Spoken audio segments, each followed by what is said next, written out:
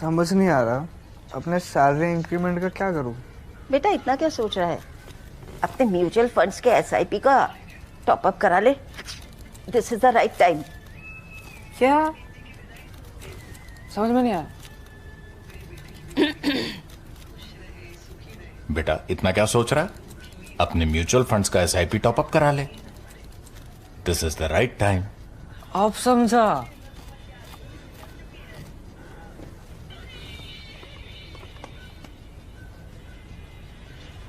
Mutual fund investments are subject to market risks. Read all scheme-related documents carefully.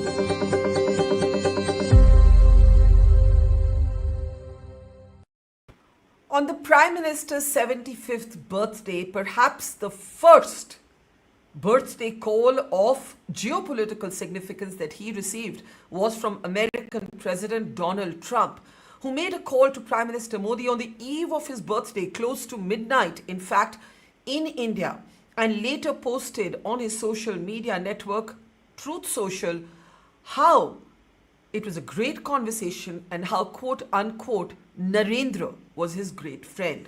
Both leaders also discussed efforts to put an end to the Russia-Ukraine war.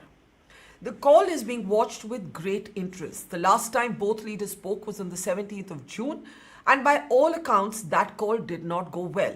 Trump has reached out in the past with posts on Twitter and Truth Social, and the Prime Minister has responded in the same tone. This time, it is Trump who picked up the phone and dialed Prime Minister Modi. In many ways, these developments, as trade talks officially resume between India and the United States, possibly vindicate India's approach to handling Donald Trump's tariff tantrums. If one had to summarize it in one line, keep calm and carry on. But what happens next? I'm Barkha Dutt. You're with the Mojo Story. These tweets on X and Truth Social by Prime Minister Modi and President Trump are being seen to be an indication of a major thaw that has taken place between India and the United States of America after some of the rhetoric coming out of the Trump administration got really ugly.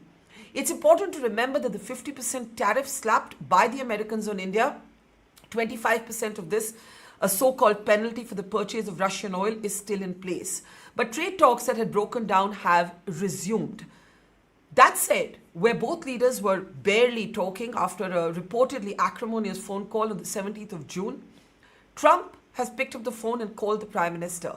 The context was the Prime Minister's 75th birthday, but the conversation was deeply significant. Both leaders spoke about how well the conversation went, and interestingly, there was a reference to the Ukraine war, and Trump spoke about the Prime Minister supporting the efforts of his administration to end this war.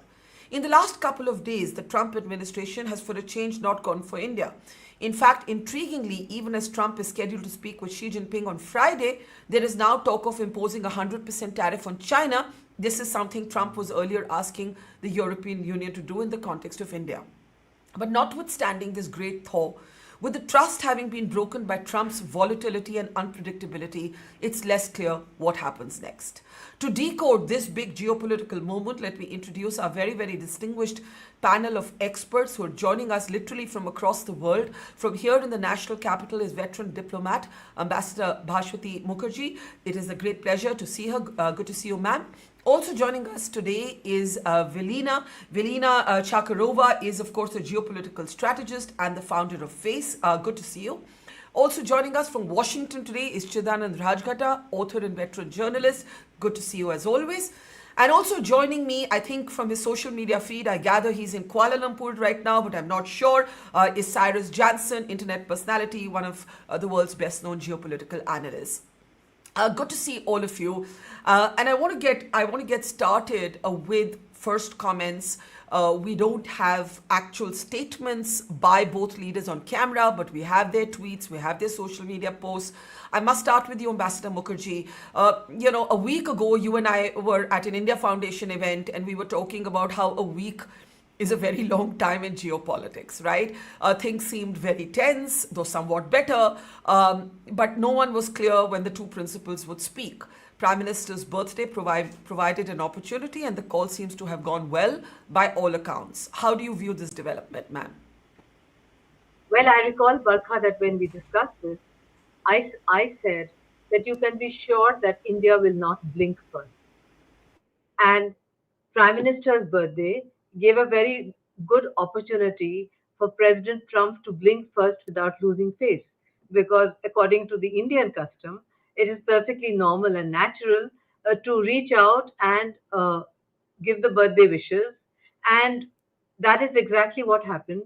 Moreover, there was great pressure put, if you recall, Barkha, on Prime Minister to blink first by putting pressure on him to come from Canada to Washington, where President Trump probably thought that he could have a photo op with the so-called field marshal on one side and Prime Minister Modi on the other, which the Prime Minister actually could not accept in any case because he had a four country visit lined up after Canada. Then there was huge pressure put on Prime Minister Modi, I'm told, to make that phone call and to reach out when we were being bullied over tariffs, which we never did. And then, of course, was the shocker about the additional 50% put on us, and naturally, pressure put on vulnerable sectors within India, which were looking to see their entire business opportunities wiped out forever, which includes shrimps, which includes cotton, which includes a whole lot of other. And then there was pressure on us to buy genetically modified corn and soya, which is banned in India because the Chinese had turned their back on this American corn and soya and had started buying from Brazil. Again, that was a no, we cannot do it. It's forbidden by law. So, I think that on the day before the U.S. Deputy Trade Representative is in Delhi, and earlier we had been told, Barkha, that they were here only for one day. And I was wondering what can one achieve in one day. But then I was told that the trade agreement had been finalized weeks ago. And weeks ago, the trade agreement had been taken to President Trump by both sides, including the American negotiators, who said, we've got whatever we can from the Indians. This is good for us. We can go for it. But because he was upset that the Indians had not accepted that he had stopped Operation Sindoor, a position that has been vindicated now by the Pakistani foreign minister, who has publicly stated that the Indians flatly said we will not accept external mediation. So the position that we had stuck to has been borne out by our own adversary, Pakistan, who have publicly said so. So all in all, I would say, Barkha, that it's a good way to start a birthday. I would say, I would congratulate Prime Minister Modi in saying there couldn't be a better way to start a birthday when the entire nation would heave a sigh of relief and hope that this position does not get reversed day after tomorrow. We hope he sticks to it and we can get that trade agreement. Absolutely. I think Prime Minister Modi could not have hoped, as you mentioned, for a better birthday eve, for a better way to kick off his birthday sort of commemoration. There are, of course, many questions that still remain about, whether some of the trust is broken, Trump's inherent volatility. You also mentioned that very important statement by Pakistan, where Pakistan has now admitted that India had said no to third-party mediation. Now, while this is an official vindication of India's position, it is also, quite frankly, a challenge to Trump's position, where he kept insisting that he's the one who brokered the ceasefire during Operation Sindoor. Before I come to Chidanand, I just want to play out that very important statement made to Al Jazeera. Take a look. Situation happening with India. Is there a third party involved? Are you open to third party involvement?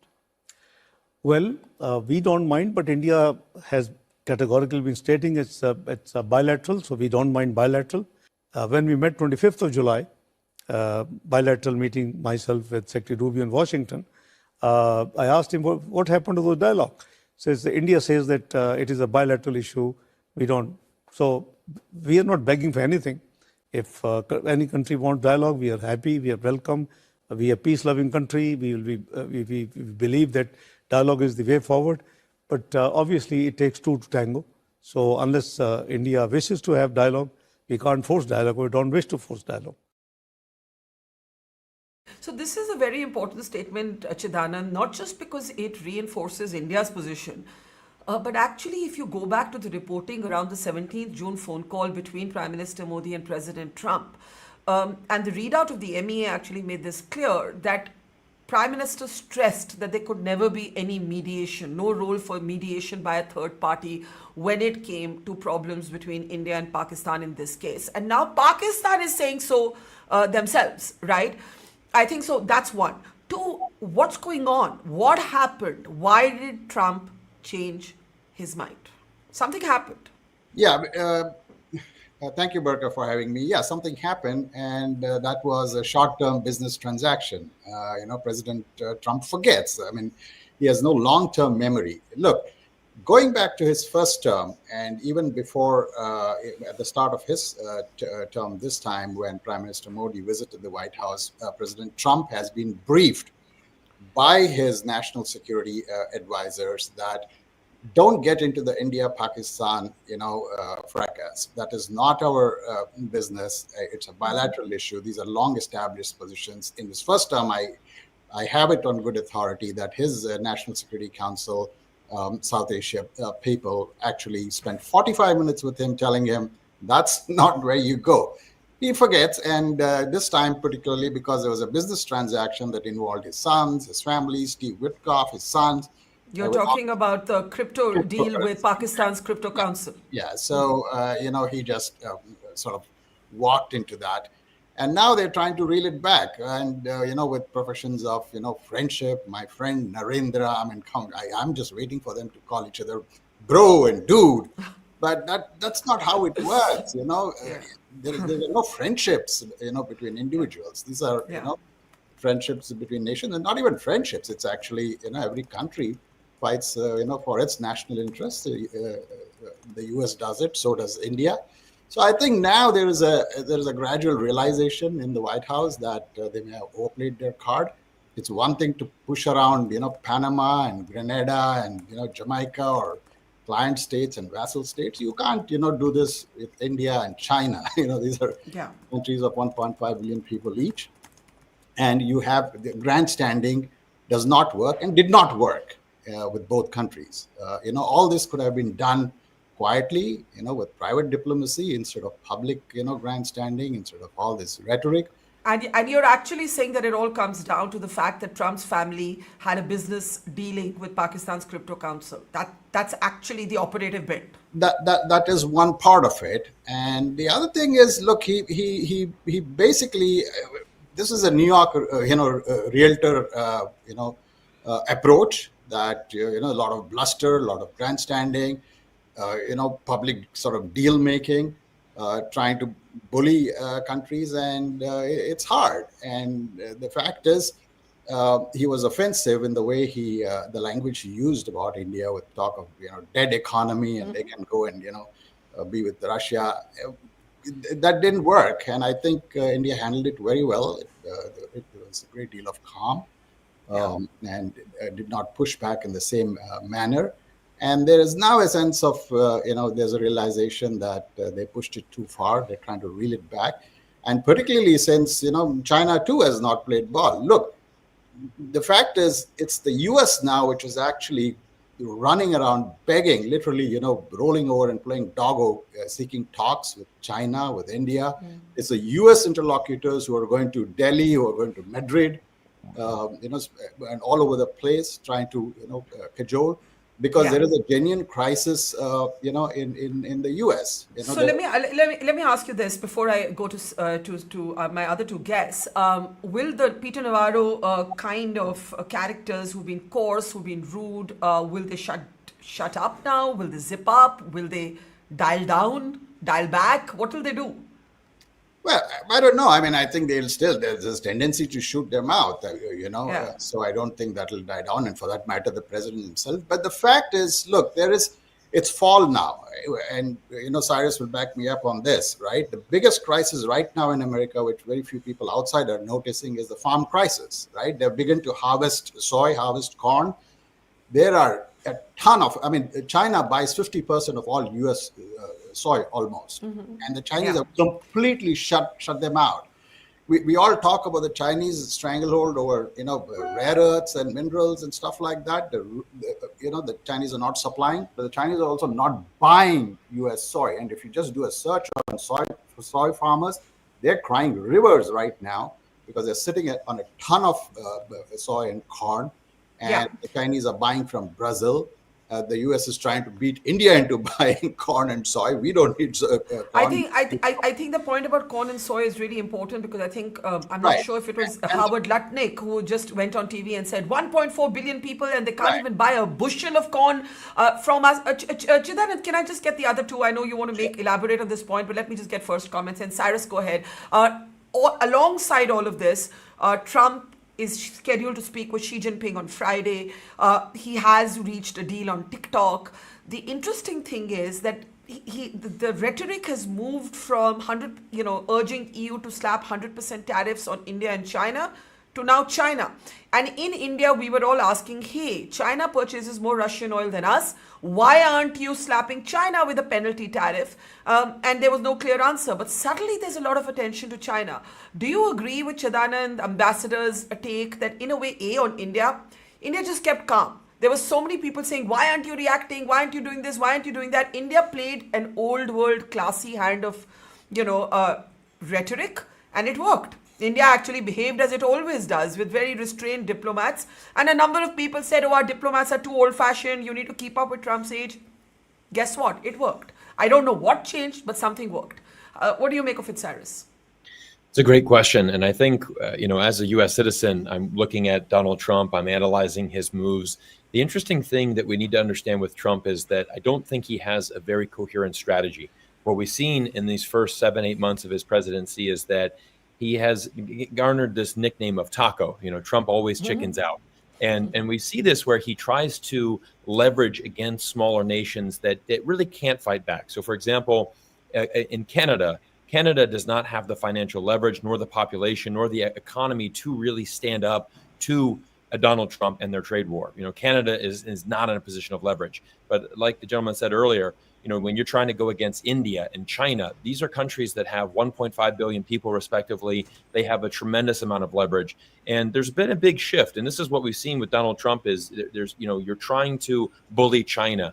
Okay, we're going to do 100% tariffs. We're going to do 200% tariffs. A lot of Chinese are saying, you might as well make it 1,000%. We don't care because we have options. We're a much bigger country and you need us much more than we need you. We have the options. We're the number one global trading partner for over 120 countries around the world. And this is that I'm so glad you brought up the soybean oil because my family is originally from the Midwest. We're from the Midwest. We're farmers is our background in our family.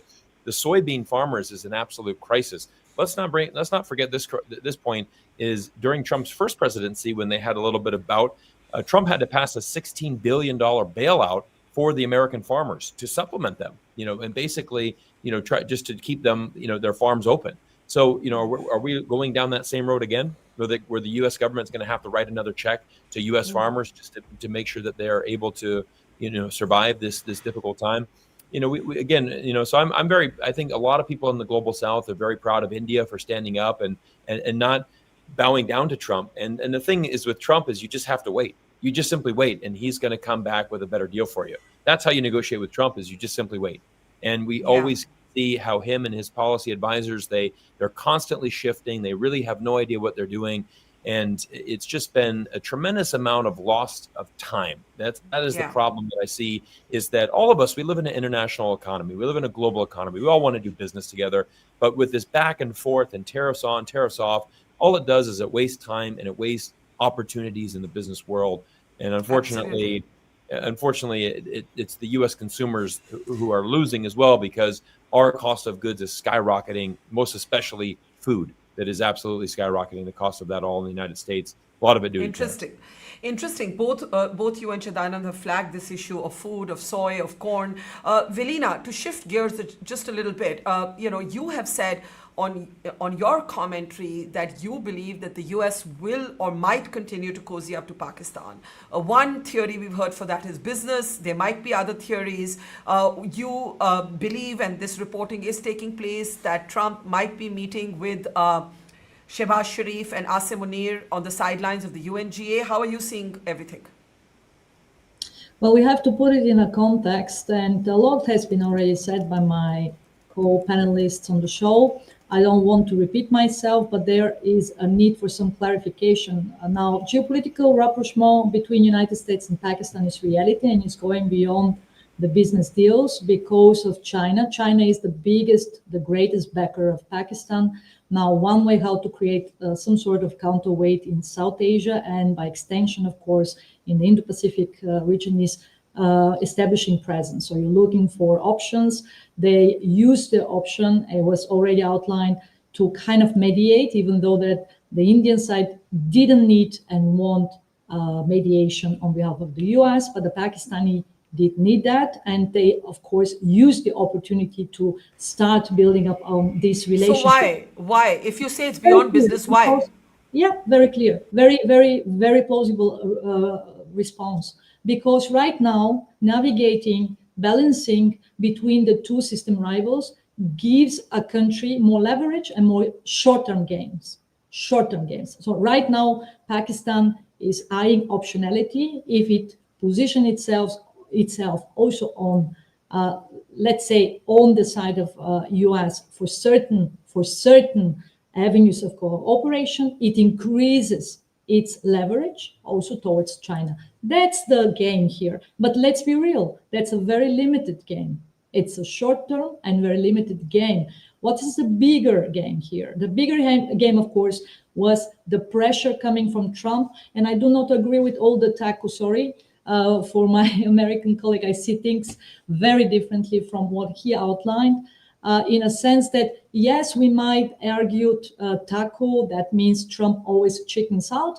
But as we speak, most of the countries, actually almost all of them, are currently facing a very different tariff situation.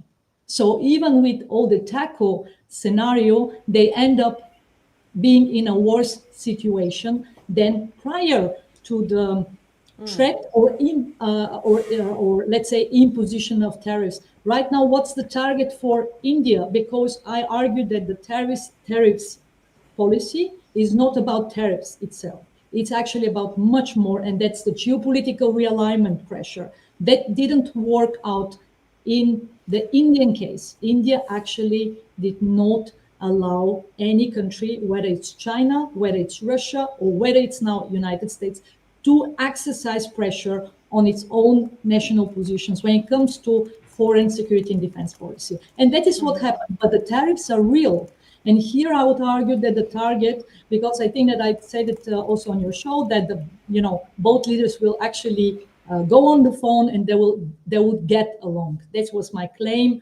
I just looked at my messages from the beginning of September, immediately after the escalation. I said they will get along. Now the problem here is that there will be tariffs, but the one goal should be the removal of the 25 extra tariffs on oil, because this is unrealistic. You can simply not erase. But here's my question, and let me take it to Ambassador Mukherjee and then Chidanand. I know, Chidanand, you may have to step off a little early. I'll come to you right after the ambassador. Ambassador Mukherjee, I think Velina makes an interesting point. I think most of us believe that this is about more than trade. We saw it as him wanting some sort of credit for Operation Sindoor, then maybe some amount of flattery from Pakistan about how he should get a Nobel. Then there's the business deal that's been flagged between Pakistan's Crypto Council and Trump's sort of family.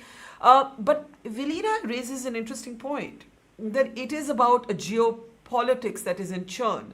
And we are expecting the Pentagon to release a new security doctrine. We don't know how much focus the Indo-Pacific region is going to be in, whether the Americans under Trump are now going to be making this a priority or not. Certainly, going by Trump's phone call to Modi, it doesn't look like there's going to be any dramatic shift. But who's to say? What do you think? I don't think there will be a dramatic shift, because the geopolitics cannot be changed by Trump. The point is that China is United States' greatest adversary. If he wants to hand over United States on a platter to Xi, he's going to lose the midterms in any case. So in my perspective, there's a Quad summit coming up. I would say, judging from this midnight call, that there is a strong possibility that he will come here. Even if he makes a stopover in Pakistan, it hardly matters to us. If you would recall, Barkha, in the past, when we went nuclear, there were so many countries that used to keep coming and going. I used to spend most of my time at the airport receiving them or seeing them off. They were coming from Pakistan, coming to India, going back to Pakistan, going home. We are used to all this. The point is, if he comes for the Quad, that's a big deal for us. If he comes for the Quad, it indicates that the geopolitics have not changed, that United States is committed to a rule-based order in the Indo-Pacific, where we had been given the impression that we are a very important strategic asset for United States in that goal. Just as we had been told by Biden to buy Russian oil to keep oil prices stable globally for the sake of the world economy and America's economy. We were actually following what Biden told us. So I think that the geopolitics can neither be changed by Navarro or by all these guys who try to threaten us, bully us, etc., etc. It just shows that these guys have not understood what history is all about, particularly of large nations that have been colonized by the white man. They are not going to take public bullying, and India is a democracy. No government can accept it. So I think that, Barkha, I would stick out my neck and say that geopolitics have not changed. Trump cannot change geopolitics. Just like Trump has now understood how much the corn and soya farmers in United States are screaming their head off. They are the MAGA base. So he will have to calm down. And when he calms down, just as you say, you have all these mad people following him. They follow his master's voice. The master will call them to heel. They will all come to heel, all of them. And then they should learn from the land of Chanakya how to handle President Trump. I'm sure as Trump's tenure, we could write a book, How to Handle President Trump. That would be a very instructive book on statecraft, Barkha. Oh, absolutely. But can I ask you briefly, Ambassador, before I go to Chidanand? You mentioned that even if Trump comes here and then goes to Pakistan, or goes to Pakistan and then comes here, we shouldn't care. In other words, are you saying that suppose Shehbaz Sharif and Asim Munir were to meet with Trump, it would be Munir's second meeting in a few months on the sidelines of the UNGA?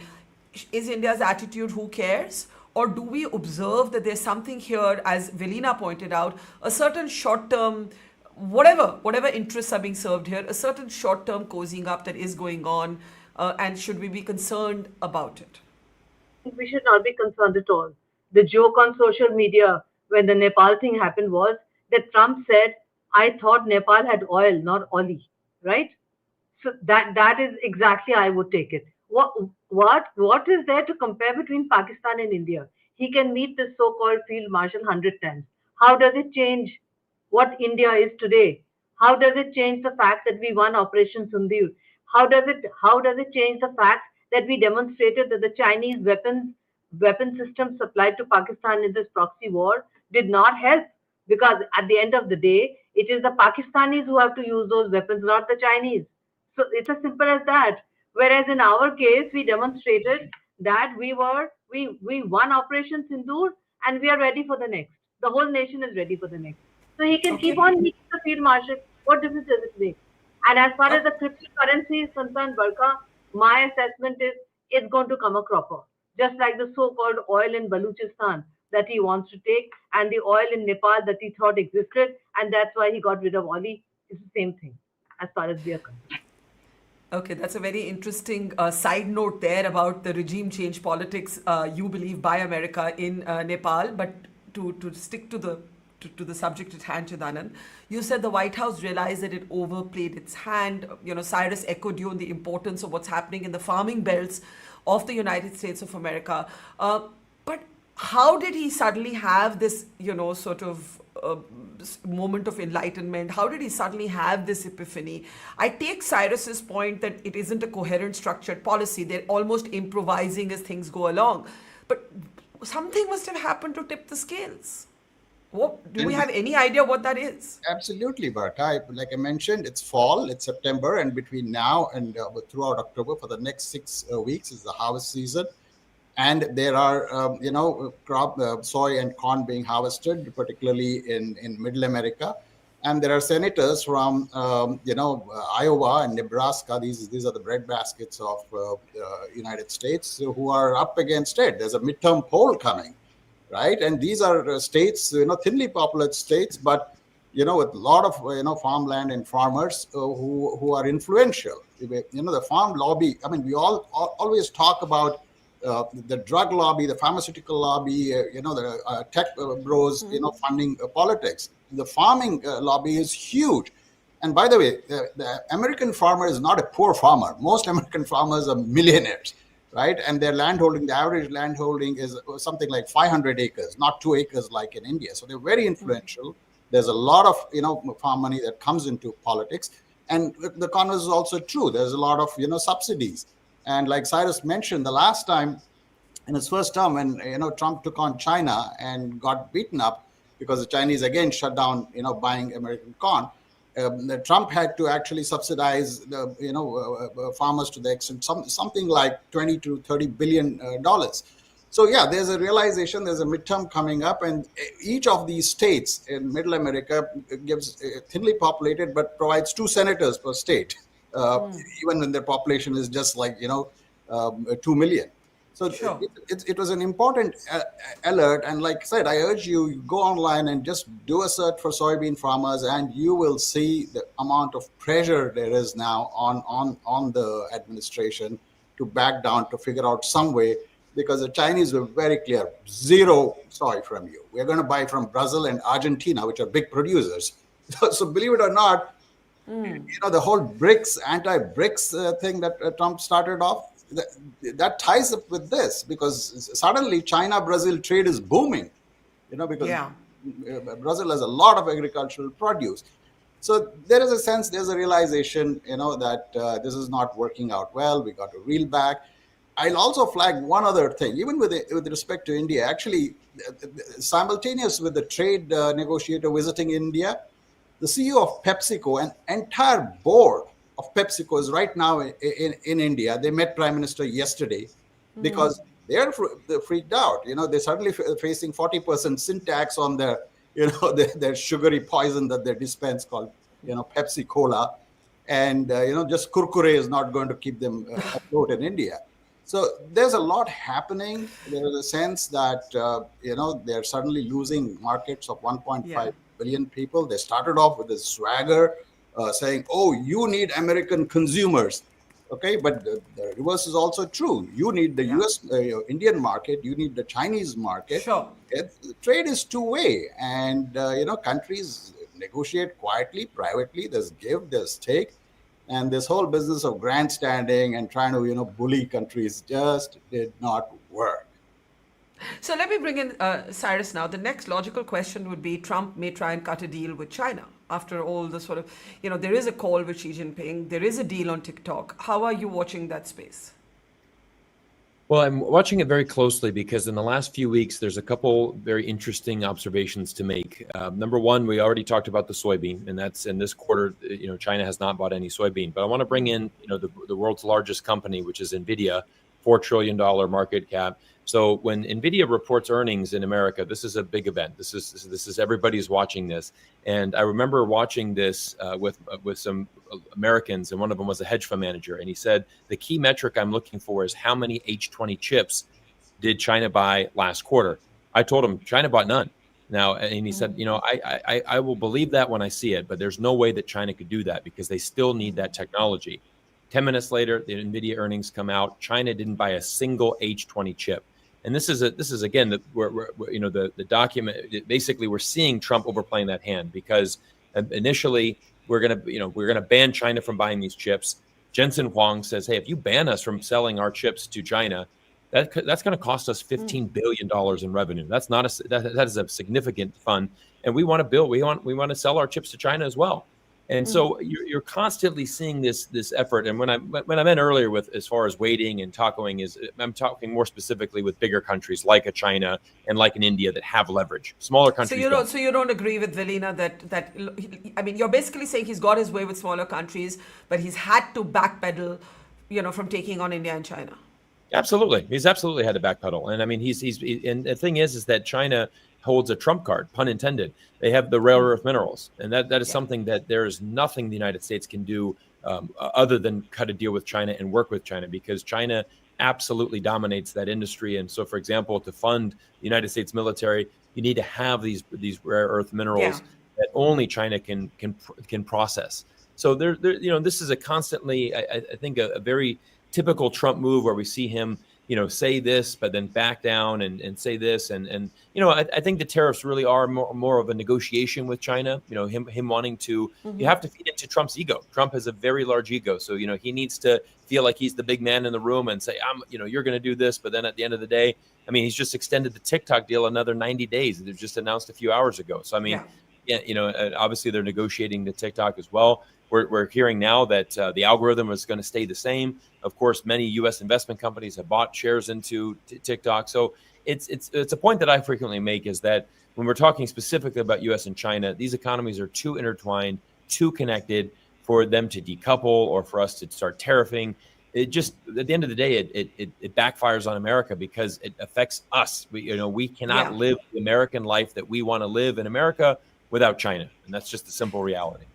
So, Vilina, are you more persuaded? I think Cyrus is drawing a distinction between smaller countries that have had to go along, even the Europeans who've had to sort of, gather in the Oval Office and be spoken to like school children, but giant countries with, sort of China, of course, with more leverage than India, but India, a proud country. And I think Ambassador Mukherjee made a very important point, which Trump did not get, which I've been trying to make on every Western program that I've appeared on, including one panel with Cyrus on Piers Morgan, that you have to understand this is also about sovereignty. This is also about pride. This is also about autonomy, right? And if you don't get that about countries like India, you don't understand us.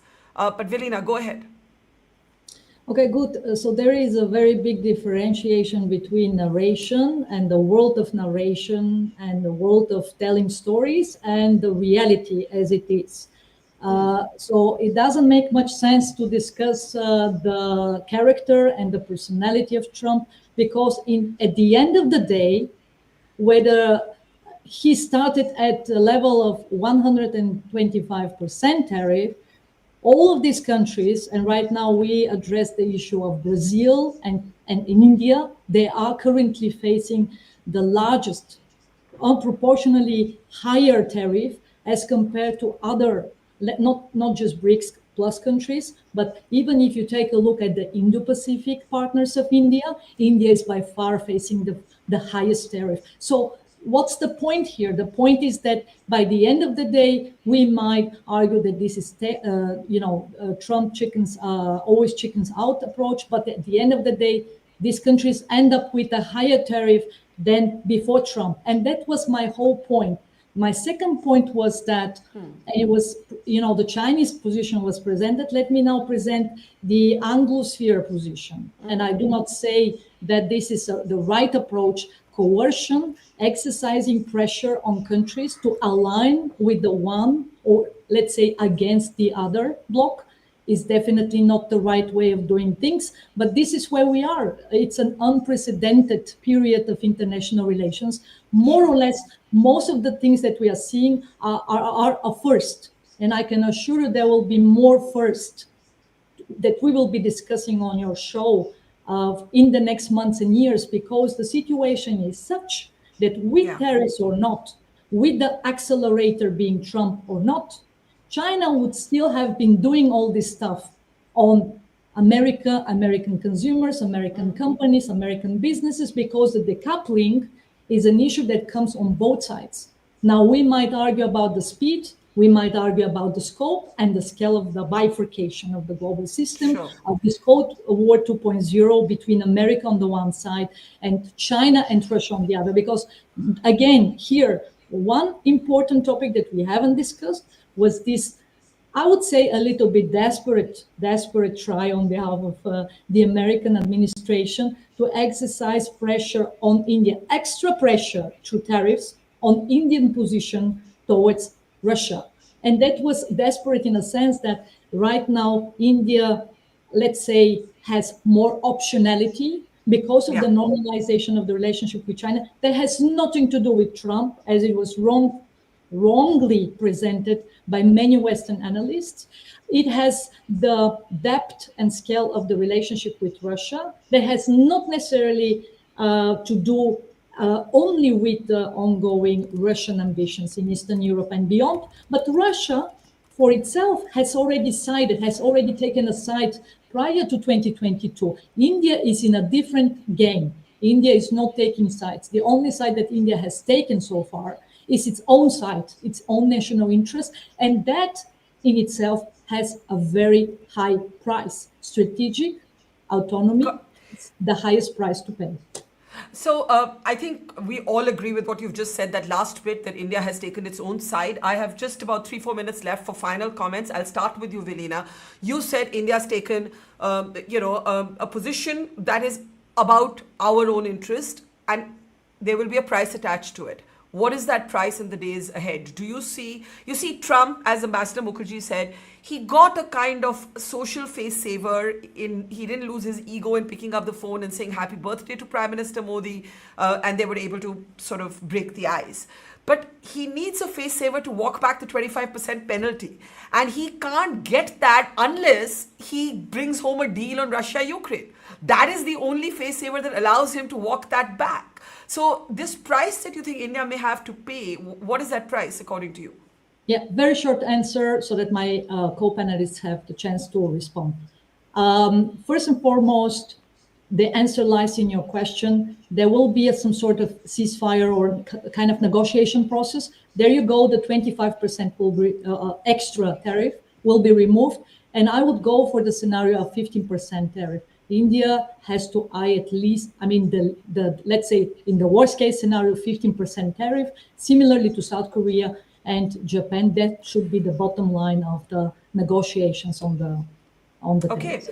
Let's get quick responses to that. Last comment, Cyrus, your closing thoughts?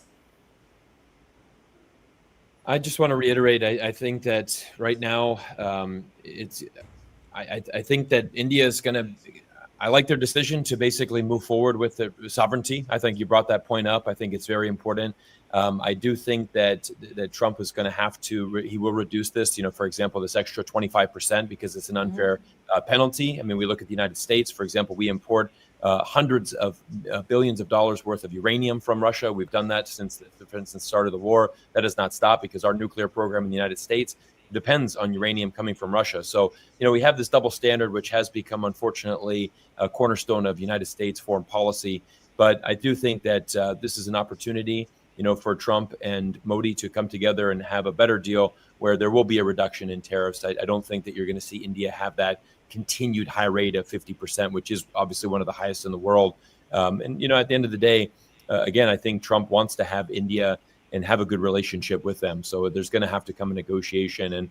But I do like India's move earlier to basically send a message. When Modi went to do his first state visit in 7 years to Beijing, that was a direct shot at Trump saying, look, we have options. Don't forget that, So, I think these two will come together and I think there'll be a better trade deal for India in this. And again, that's exactly what happens with Trump is you never know what's going to happen. You've got to just kind of go with the flow, knowing that his team also doesn't have a good idea what they're doing. They're just trying to throw stuff against the wall and see what sticks. So, Ambassador Mukherjee, I want you to talk about that SCO meet. As tactics go, it worked. That power huddle between Modi, Xi Jinping, and Putin certainly got the story Western media attention. The Western media was barely covering this story till then. But now India will have to balance as we move forward with the Americans and the Chinese, whom we've just sort of opened the door with. How do you see that shaping up? Well, Barkha, in the Foreign Service, we call it strategic hedging. SCO was strategic hedging, and we did it very successfully. I don't see in the future that we would roll back completely to where we were when Trump first took over his second term, because I think that Trump's behavior has actually caused irreparable damage to the very high approval ratings that the Indian people had given to the India-US friendship. That is going to take a lot of healing. That has been a huge shock to 1.4 billion Indians, including you and me, Barkha. That actually is the greatest damage of this tariff war. And I agree with my co-panelists, they will be rolled back because they are ultimately more harmful to United States than to India. And we will find alternative markets just as the Chinese have done, because he has weaponized trade, but it rolls both ways.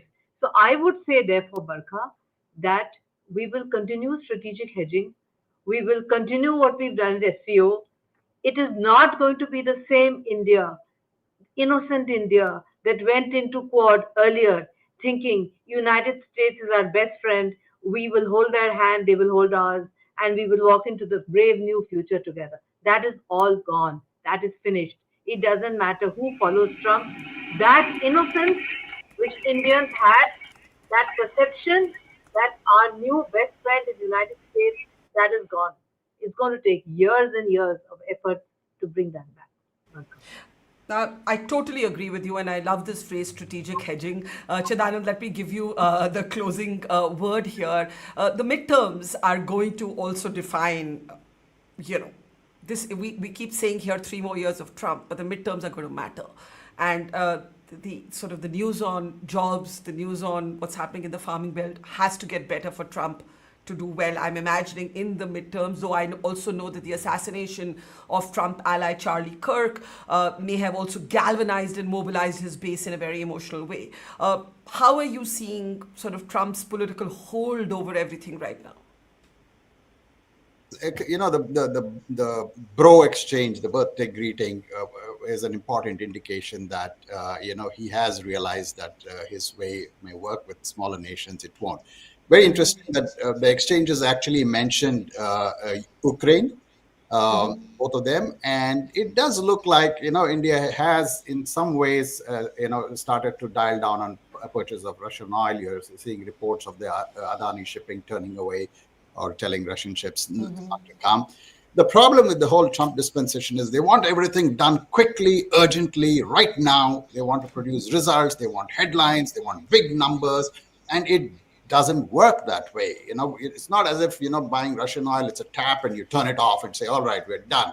It takes time to dial it down. It also takes time to step up Indian purchase of American oil and gas, which we have done in the past. But it takes months for all this to happen. And I think there's this realization that we can work with India in a quite understated way instead of grandstanding, instead of bullying.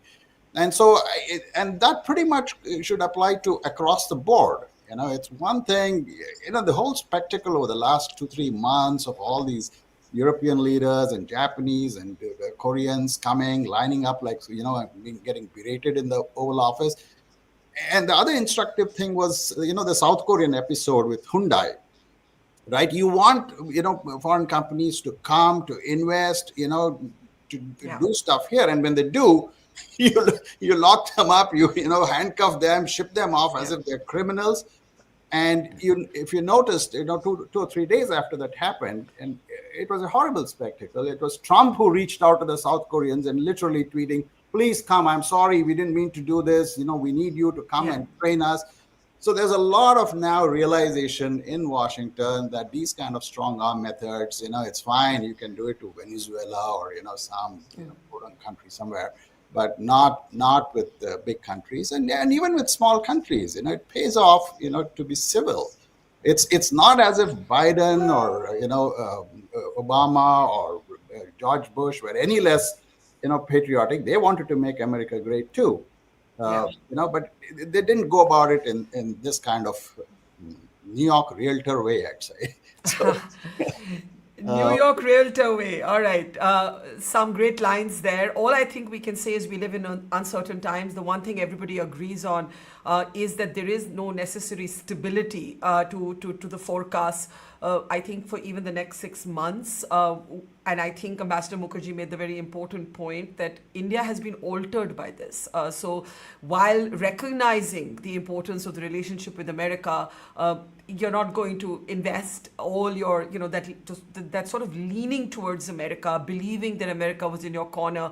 I think a little bit of that Vaseline has been lifted from the filter, from the camera lens.